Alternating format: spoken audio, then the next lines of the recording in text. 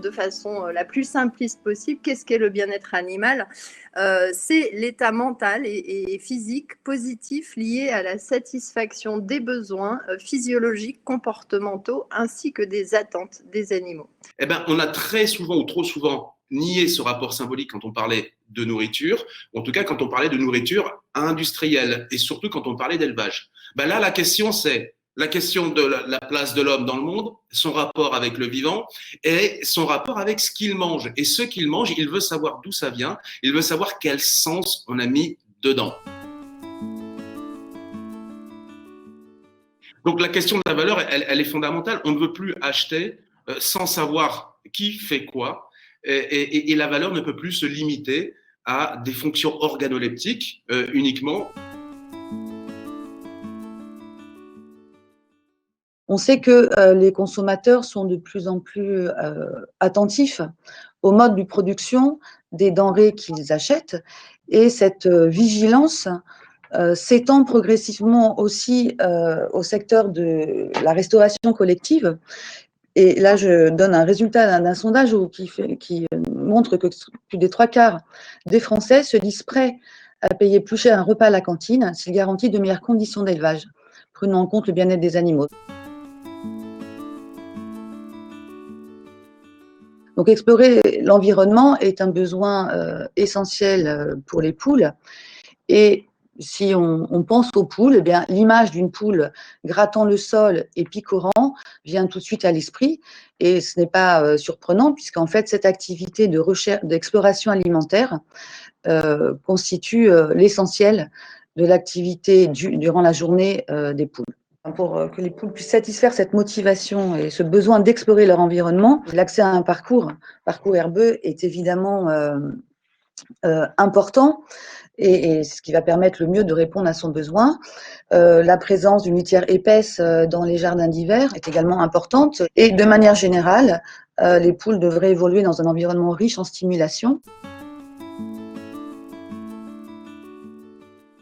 L'élevage de poules pondeuses est régulé par une directive qui interdit notamment les cages nues, les fameuses cages de batterie, mais qui n'interdit pas du tout l'élevage en cage, puisque les cages dites aménagées sont toujours autorisées. La lumière naturelle, si elle est présente dans les élevages plein air et les élevages bio, n'est absolument pas une obligation réglementaire dans les élevages au sol, ni l'accès à un espace extérieur de type jardin d'hiver qui, si le bâtiment ne bénéficiait pas de lumière naturelle, aurait pu permettre aux poules d'en profiter dans le jardin d'hiver.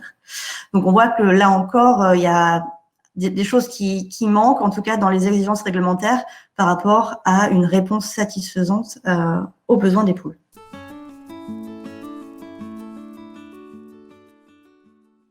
Cocotine, en 2017, a pris un engagement qui était d'arrêter d'ici 2025 tous les œufs issus de poules en cage. La particularité de Cocotine, qui est une jeune marque dans l'univers des produits élaborés d'œufs, puisque Cocotine a fêté ses 4 ans il y a quelques semaines, c'est une marque de coopérative.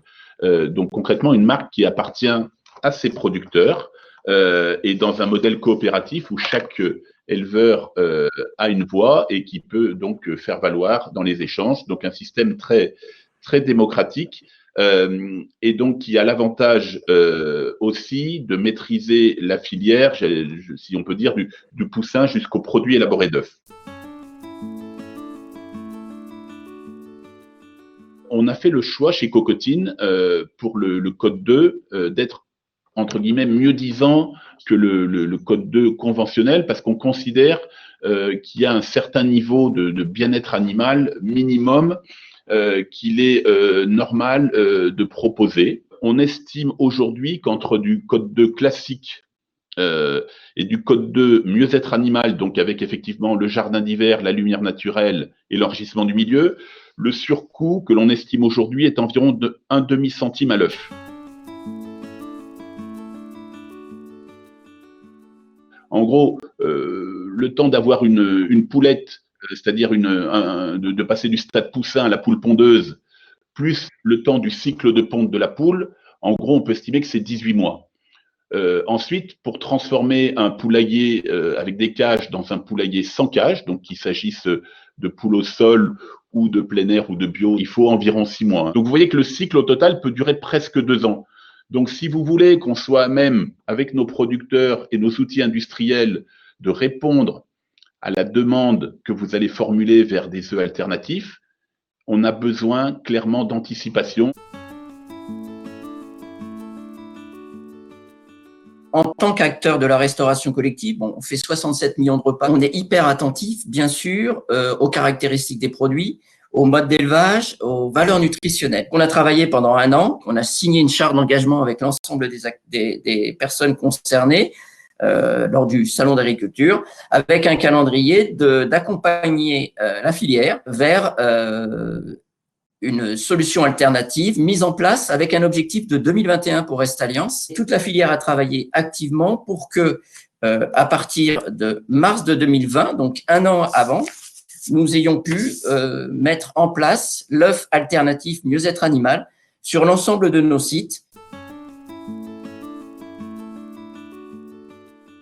Alors, le mot de la fin, je veux juste rappeler la responsabilité des sociétés de restauration et l'importance de nos engagements pour accompagner les filières et pour aller vers une alimentation raisonnable, intelligente et dans le respect de tous, y compris des animaux.